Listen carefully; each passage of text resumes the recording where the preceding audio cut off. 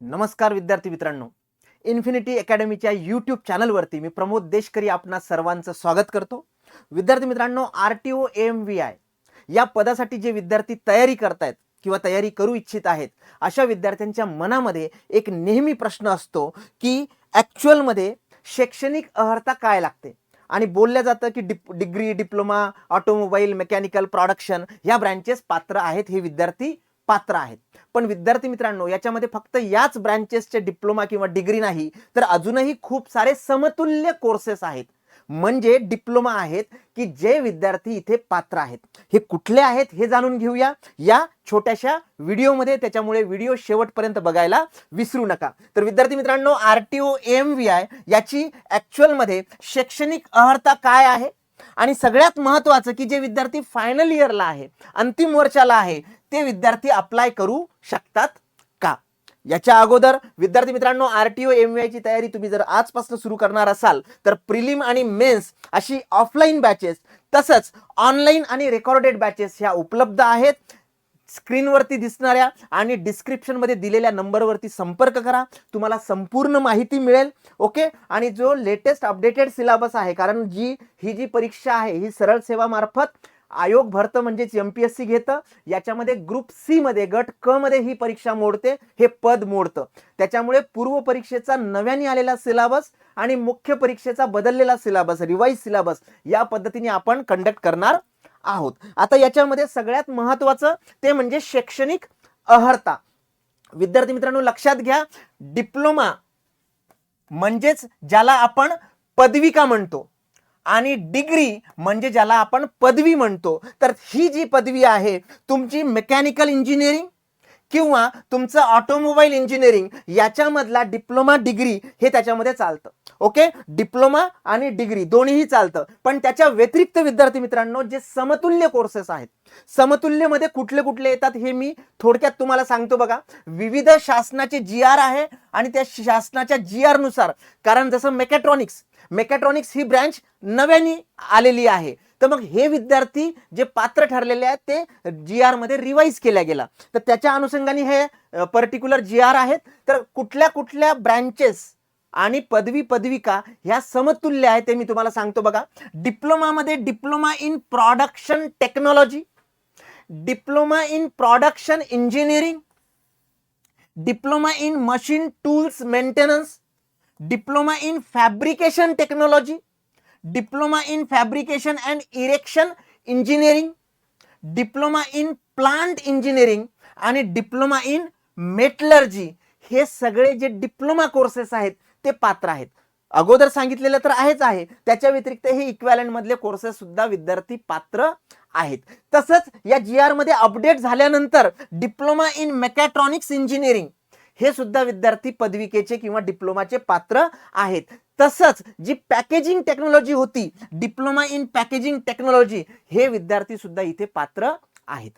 बरोबर आहे. MSBT द्वारा जे काही कोर्सेस रन केल्या जातात 3 वर्षाचे, तर ते सगळे कोर्सेस इथे मी मेन्शन केले, जे इक्वॅलंट किंवा समतुल्य ज्याला आपण म्हणतो. विद्यार्थी मित्रांच्या मनामध्ये अजून एक प्रश्न येतो, तो म्हणजे सर मी 12वी नंतर डिप्लोमा केलेला आहे, तर माझा 2 वर्षाचा डिप्लोमा आहे, तर तो चालतो का. तर विद्यार्थी मित्रांनो, लक्षात घ्या, इथे मेन्शन करताना त्यांनी किमान 3 वर्षाची पदविका असं जरी म्हटलेलं असेल, तरी तुम्ही जेव्हा डिप्लोमा करता तर तुम्हाला सर्टिफिकेशन हे 3 वर्षाच्या हिशोबाने मिळत असतं.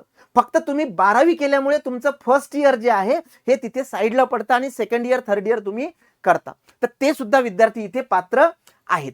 आता ग्रॅज्युएशन, जसं मी इथे सुरुवातीला सांगितलं की तुमचं ऑटोमोबाईल इंजिनिअरिंग असेल किंवा मेकॅनिकल इंजिनिअरिंग असेल, तर याच्यामधली जी पदवी आहे म्हणजे ग्रॅज्युएशन आहे, डिग्री आहे किंवा पोस्ट ग्रॅज्युएशन आहे, हे विद्यार्थी सुद्धा इथे पात्र आहेत. त्याच्या व्यतिरिक्त समतुल्यमध्ये काय काय डिग्री येतात बघा.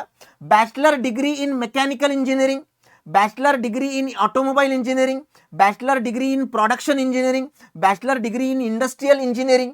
तर हे जे सगळे डिग्रीचे कोर्सेस आहेत त्यांनी त्याच्यामध्ये मेन्शन केलेले आहेत. हे सगळे समतुल्य कोर्सेस आहेत आणि जे विद्यार्थी ह्या पर्टिक्युलर कोर्सेस स्टडी केलेला आहे ते सगळे विद्यार्थी या RTO AMVI परीक्षेसाठी पात्र ठरतात. म्हणजे पहिल्या प्रश्नाचं उत्तर तुम्हाला मिळालेलं आहे.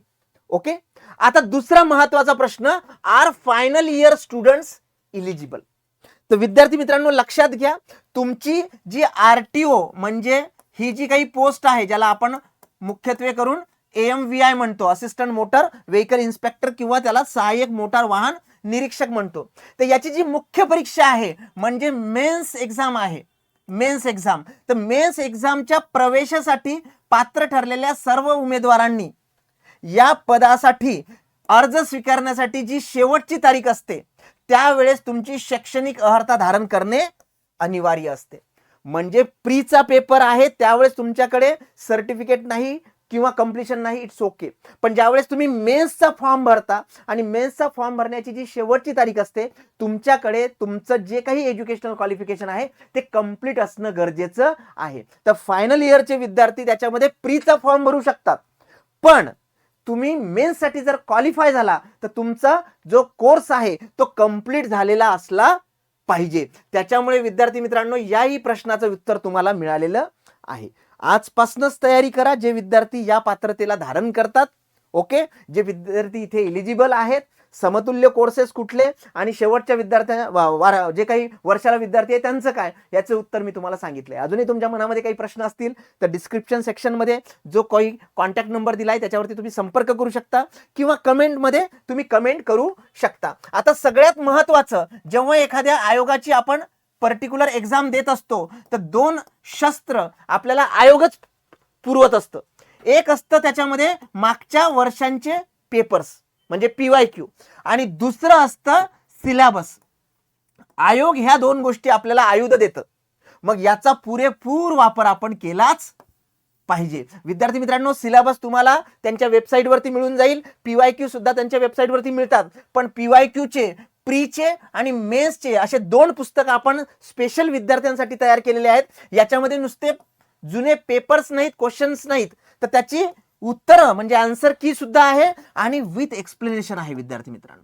तर सगळ्यात बेस्ट टूल आहे, त्याच्यामुळे ते हे पर्टिक्युलर जे PYQ आहे हे तुम्ही केलेच पाहिजे. दुसरी गोष्ट की जेव्हा मेन्स मुख्य परीक्षेसाठी तुम्ही जाता, मुख्य परीक्षेचेच मार्क हे तुमच्या सिलेक्शन मध्ये महत्वाचे ठरतात. प्रीचे मार्क्स तुमचे सिलेक्शन मध्ये कामी येत नाही. ती फक्त एक पायरी आहे, क्वालिफाईंग एक्झाम आहे तुम्ही मुख्यसाठी जाण्यासाठी. मग मुख्य परीक्षा पूर्ण टेक्निकल आहे, 15 विषय तिकडे आहेत.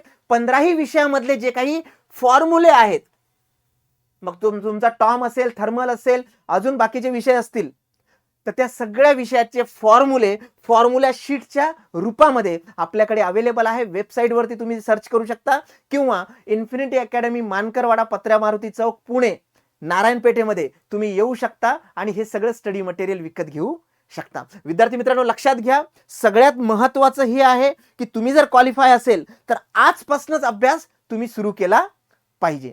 ओके, ही जर व्हिडिओ तुम्हाला इन्फॉर्मेटिव्ह वाटली तर तुमच्या 5 मित्रांना नक्की शेअर करा. आमच्या चॅनलला नवीन आहात तुम्ही तर नक्की जॉईन करा, सबस्क्राईब करा, ती घंटी सुद्धा वाजवा जेणेकरून असेच अपडेट तुम्हाला मिळत राहतील. Thank you so much.